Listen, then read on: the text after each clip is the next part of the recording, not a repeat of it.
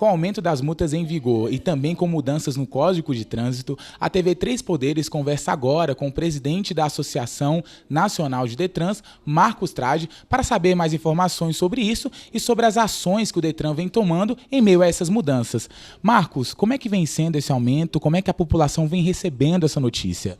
Bom, desde o dia 1º de novembro desse ano, de 2016, já passaram a vigorar os novos valores das infrações e as novas pontuações que são atribuídas aos motoristas infratores nas suas carteiras nacionais de habilitação. O legislador, obviamente, com a intenção de fazer com que haja uma punição mais efetiva e mais adequada, em alguns casos, para algumas infrações, intensificou esse processo e fez com que houvesse uma coisa que nós não gostamos normalmente, né? Uma conduta que diz respeito a colocar a mão no bolso do motorista infrator. Mas as pessoas falam, não, mas existe uma indústria de multas no país. Na realidade, não existe uma indústria de multas no país. Existe um universo de pessoas que cometem essas infrações, que se equivocam ao conduzirem os seus veículos, que não respeitam as leis e o próprio Código de Trânsito brasileiro. E é óbvio que a autoridade tem que tratar essas questões dessa forma. Nós gostaríamos que nem precisasse haver Código de Trânsito, para as pessoas terem uma conduta ética umas com as outras. Eu sempre comento o seguinte: é preciso que não haja qualquer tipo de conduta individual nossa, da nossa parte, para que não haja, obviamente, danos ao coletivo. A minha conduta individual causa dano ao coletivo, obviamente eu tenho que ser punido por isso. Então nós esperamos que não haja muitas infrações, mas não acreditamos muito que isso não vai ocorrer.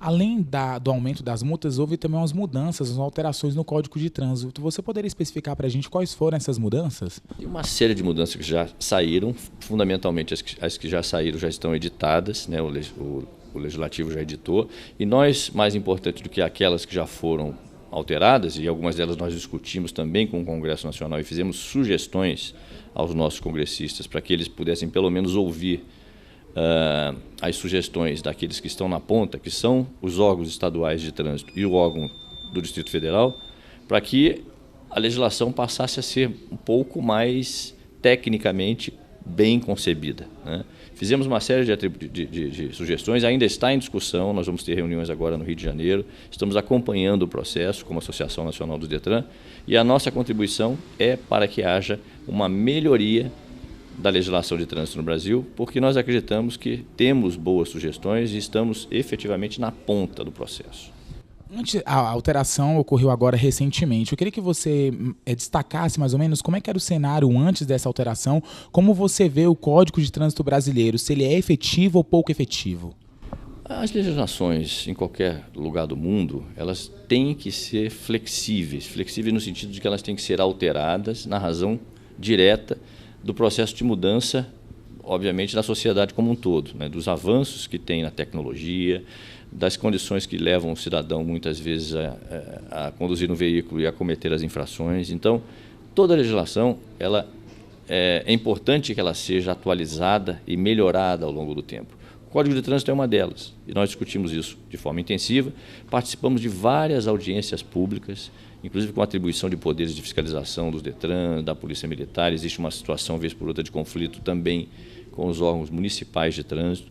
Então, tudo isso nós temos debatido, tanto no âmbito da associação, através dos nossos encontros nacionais, que são realizados a cada 3 meses, e também com o próprio Denatran e com o Conselho Nacional de Trânsito, além do Congresso Nacional. Como você vê os outros, na verdade, os Detrans existentes no Brasil, no caso, como é que eles vêm recebendo essas notícias, como é que eles vêm trabalhando isso, eles têm absorvido bem isso, têm conseguido dar uma boa continuidade para essas ideias repassadas pela associação? Vez por outra, nós somos surpreendidos com legislações que chegam e que fugiram do nosso controle. Controle que eu digo é da nossa capacidade de observar o processo que o legislativo tem no país, que é um processo muito dinâmico, né? E como essas legislações, essas leis, elas passam por comissões, fundamentalmente na Câmara dos Deputados, nós acompanhamos, vez por outra, as comissões, a Comissão de Viação e Transporte, a própria Frente Parlamentar para o Trânsito Seguro. Por convocação, nós somos convidados, na realidade, a participar das discussões. Então, nós acompanhamos, mas, vez por outra, a legislação nos surpreende, né? E quando ela nos surpreende, nós voltamos a discutir o assunto para tentar ver se revertermos para que haja condição de aplicabilidade da própria legislação. Em alguns momentos, os agentes do Detran que fazem abordagem são alvo de algumas críticas por não abordar de maneira corretamente. Como é que você avalia isso? Há uma humanização? Há um tratamento inadequado ou adequado? O que você vê nessa preparação, nessa orientação desses agentes que fazem essas abordagens? Em todos os aspectos, é preciso que se entenda que a atividade de trânsito nas forças de segurança, o Detran tem uma relação, apesar de não ser um órgão eminentemente só de segurança pública, ele tem uma relação muito estreita com a atividade de segurança pública. Existe um processo de qualificação contínuo. No Paraná, por exemplo, nós treinamos os 1.500 praticamente agentes de trânsito que existem no Estado, agentes municipais de trânsito. Por quê? Para atualizá-los sobre a nova legislação, para que eles, obviamente, não cometam equívocos e tenham um comportamento adequado, como autuadores que são, com os cidadãos. Então, isso é frequente. É preciso que haja continuamente nas nossas instituições um processo de qualificação contínua e de nivelamento de informações novas por conta daquilo que eu comentei há pouco. A legislação avança muito e essas informações sobre a legislação nem sempre chegam na ponta na velocidade adequada. E se comportar bem como agente fiscalizador é uma atribuição importante para o cidadão que é funcionário público. Mas também deve haver um nível de respeito de forma diretamente correlacionada do condutor para com a autoridade de trânsito. Então é uma via de duas mãos. Todo mundo comete equívocos. Eu acredito que quando acontece uma abordagem mais contundente, ela faz parte de um percentual muito pequeno de equívocos cometidos pelos agentes, porque eu tenho certeza que até aqui no próprio Detran do DF tem um processo contínuo de qualificação dos agentes de trânsito. Mas a atividade de fiscalização não é uma atividade muito simpática, né? Ninguém gosta de ser fiscalizado. No entanto, no trânsito, com 50 mil mortes por ano, com a tragédia que nos assola, com um exército de mutilados, com um ônus significativo para o sistema de saúde, cujos leitos são ocupados muitas vezes, em grande proporção, por acidentados de trânsito, não sobrando espaço numa situação nossa de emergência, por exemplo, é lamentável que isso aconteça e aí sim as fiscalizações têm que aumentar. Porque eu digo, e continuo insistindo, quando bate no bolso, as pessoas começam a perceber. Ou, para sermos mais drásticos com aquilo que observamos ao longo do tempo, quando acontece um acidente no seio do meu lar, que Deus nos ajude que isso não aconteça nunca, ou do meu lado, com um parente, com um amigo, é que eu passo a ver as consequências do que é o trânsito no Brasil. Somos o 4º em mortes no mundo e nós só reverteremos isso com uma atuação efetiva de educação para o trânsito e com uma condição de consciência de cada um sobre a atitude individual que pode causar danos ao coletivo. Você acha que o Legislativo e o Executivo eles são sensíveis nas demandas do Detran, justamente nesse aspecto de conscientização da população? Não, vez por outra não.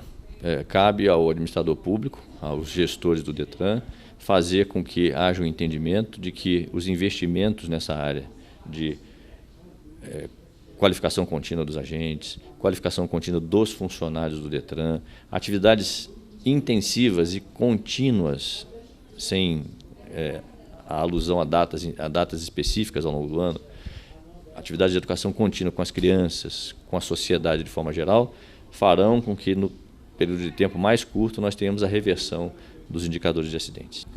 Os estados têm convivido com uma crise, né, nos seus cofres, nas suas contas públicas. Como é que você vem vendo essa crise? Isso tem refletido no Detran? Eu não tenho dúvida nenhuma. O Detran é um órgão que arrecada e arrecada taxas para a sua manutenção, né? E com isso, obviamente, a contenção de despesas tem sido prioridade em grande parte dos estados da federação. E a recomendação que nós temos tido de forma concreta dos nossos secretários de Fazenda, dos próprios governadores, é de que nós também temos que fazer com que haja uma contenção de despesas, né? E, obviamente, melhorar a eficiência do nosso trabalho. Nós não estamos tratando aqui de aumentar a arrecadação por multas, em absoluto. Isso é uma coisa inconcebível, porque a nossa missão é fazer com que haja cada vez menos infrações. Ao contrário do que as pessoas pensam, né? As pessoas sempre pensam que nós queremos aumentar a arrecadação por multa, sai notícia no WhatsApp, na internet. Não tem nada disso. A nossa missão é fazer com que haja o mínimo de infrações, né? Não nos interessa arrecadar recursos com infrações. Nos interessa fazer com que haja uma prestação de serviços de qualidade, que são definidos por taxas que são pagas pelos cidadãos para serem bem atendidos nas nossas instituições, e é isso que nós temos também proposto no âmbito da associação. Modernizar, melhorar o grau de satisfação dos cidadãos que, né, têm algum tipo de relacionamento com o Detran. Nós não queremos arrecadar multas, muito pelo contrário, nós queremos fazer com que elas sejam cada vez menos evidentes.